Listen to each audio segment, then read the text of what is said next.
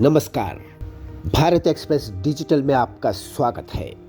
आप सुन रहे हैं नजरिया, जिसे लिखा है भारत एक्सप्रेस न्यूज़ नेटवर्क के चेयरमैन और मैनेजिंग डायरेक्टर उपेंद्र राय ने।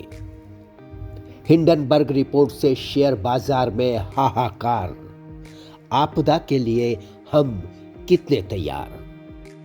इस सप्ताह भारतीय शेयर बाजार में अनपेक्षित रूप से खासी उथल पुथल देखी गई और ये सब हुआ केवल एक रिपोर्ट की वजह से।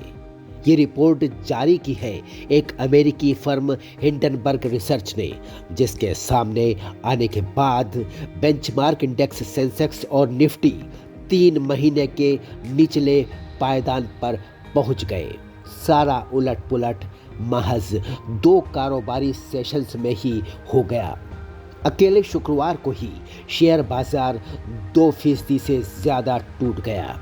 रिपोर्ट में निशाने पर था अडानी समूह, जिस पर टैक्स चोरी, मनी लॉन्ड्रिंग, भ्रष्टाचार और वित्तीय गड़बड़ी जैसे आरोप लगाकर उसकी इक्विटी में ज्यादा ऋण को लेकर सवाल उठाए गए हैं। साथ ही अडानी समूह की कंपनियों को 85% से ज़्यादा ओवर वैल्यूड भी बताया गया है। इसके साथ ही हिंडनबर्ग रिसर्च ने ये भी साफ कर दिया है कि अडानी समूह की कंपनियों के शेयर शॉर्ट पोजीशन पर हैं। जो शॉर्ट पोजीशन लेता है, शेयर को लेकर उसका नज़रिया मंदी का होता है।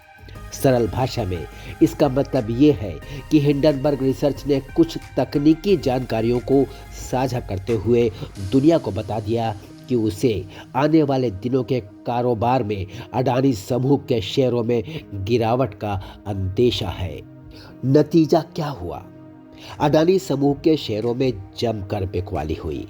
समूह के 10 में से 5 stock Adani Ports, Adani Enterprises, Adani Transmission, Adani Green Energy, Adani Total Gas, इन 5 में से प्रत्येक में केवल शुक्रवार के कारोबार में ही लगभग 20% की गिरावट देखी गई। अडानी पावर और अडानी विल्मर के शेयर भी जमकर टूटे।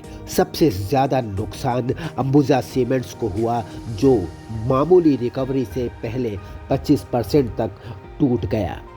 केवल 2 कारोबारी दिनों ने अडानी समूह को लगभग $29 बिलियन से अधिक गरीब बना दिया, जिससे गौतम अडानी दुनिया के सबसे अमीर अरबपतियों की सूची में 4थे स्थान से फिसलकर 7वें स्थान पर पहुंच गए।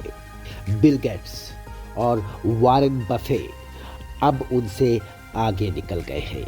फोर्ब्स रियल टाइम बिलियनर्स की सूची के डाटा से पता चलता है कि अकेले शुक्रवार के कारोबार में अडानी समूह को लगभग 21.9 टू 1.9 बिलियन डॉलर्स का नुकसान हुआ है और उनकी संपत्ति अब 97.3 बिलियन डॉलर आंकी गई है, 97.3 बिलियन डॉलर्स। और निवेशकों का हाल क्या हुआ? महज 2 दिन के भीतर उनके कुल मिलाकर करीब 4 लाख करोड़ रुपए डूब गए। इससे निवेशकों की घबराहट का पता चलता है, जिसके कारण 1 या 2 नहीं बल्कि तमाम शेयरों में गिरावट देखी गई। जब बहुत कम समय में इस तरह के स्तर की बिकवाली देखी जाती है, तो निवेशक उन स्टॉक्स को भी बेच देते हैं जो उन्हें मुनाफा दे रहे होते हैं या देने वाले होते हैं। इस मामले में भी ऐसा ही देखा जा रहा है। भले ही तमाम विश्लेषक हिंडनबर्ग की रिपोर्ट के तथ्य साबित नहीं होने का हवाला देकर निवेशकों को संयम रखने की सलाह दे रहे हों, लेकिन बिकवाली तो अपने चरम स्तर पर है। क्या हिंडनबर्ग फर्म की यही मंशा थी? फर्म ने खुद ही कहा है कि वो अडानी समूह को लेकर शॉर्ट पोजीशन पर है। शॉर्ट ट्रेड या शॉर्ट सौदे ऐसे सौदे होते हैं जिसमें शेयर बेचा पहले और खरीदा बाद में जाता है। शॉर्ट करने वाले को कीमत नीचे जाने पर फायदा होता है और कीमत ऊपर जाने पर नुकसान। यानी अडानी समूह के शेयर जितने गिरेंगे, हिंडनबर्ग फर्म का मुनाफा उतना ऊपर जाएगा। हिंडनबर्ग फर्म का पुराना इतिहास भी कुछ ऐसा ही रहा है।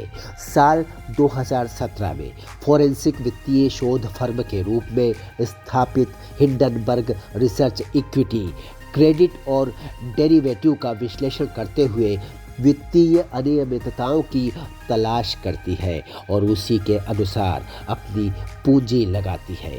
कंपनी के नाम का भी अपना अलग इतिहास है। अमेरिका में साल 1937 में हिंडनबर्ग एयरशिप की आपदा पर इसका नामकरण हुआ है और अपने नाम के अनुसार वो आपदा में अवसर ढूंढने के लिए कुख्यात है।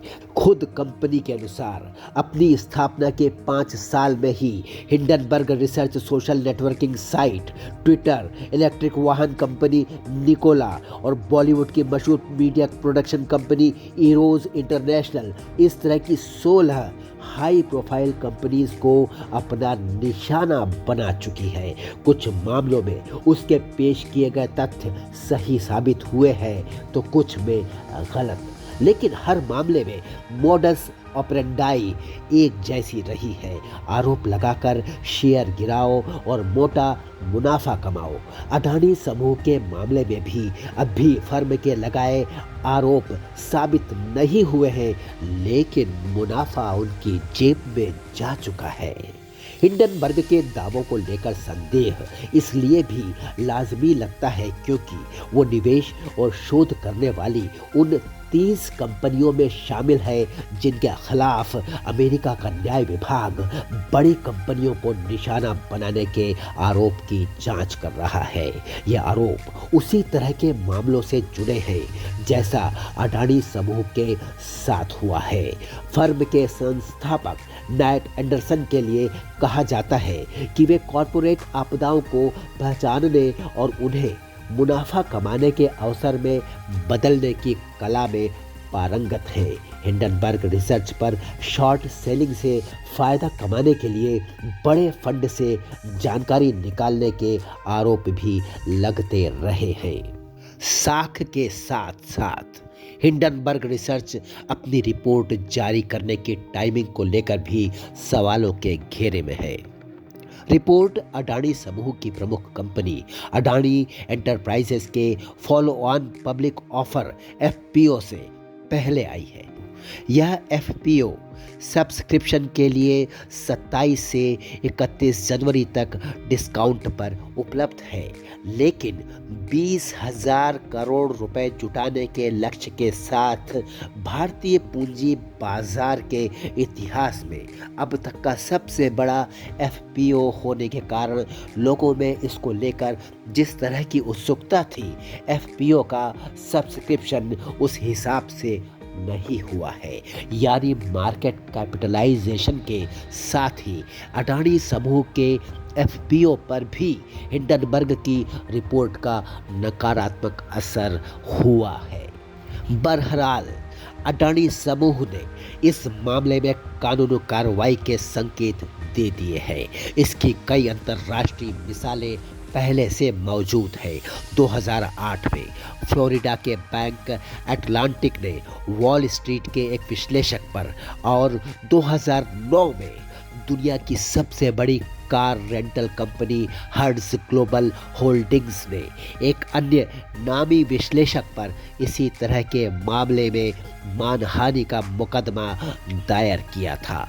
साल 2020 में दुनिया के सबसे बड़े डिजिटल एसेट एक्सचेंजों में से एक बिनेंस ने उसे नुकसान पहुंचाने वाली एक रिपोर्ट को लेकर फोर्ब्स मीडिया के खिलाफ मानहानि का मुकदमा दायर किया है।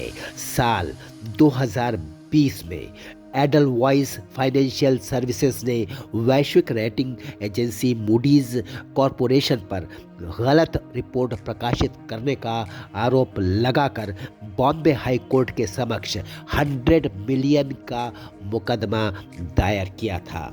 हालांकि ऐसे तमाम मामलों में सबसे बड़ा जोखिम ये साबित करना होता है कि रिपोर्ट असत्य है और प्रतिष्ठा को नुकसान पहुंचाने के इरादे से ही प्रकाशित की गई है। अडानी समूह के लिए भी ये काम चुनौतीपूर्ण रहने वाला है।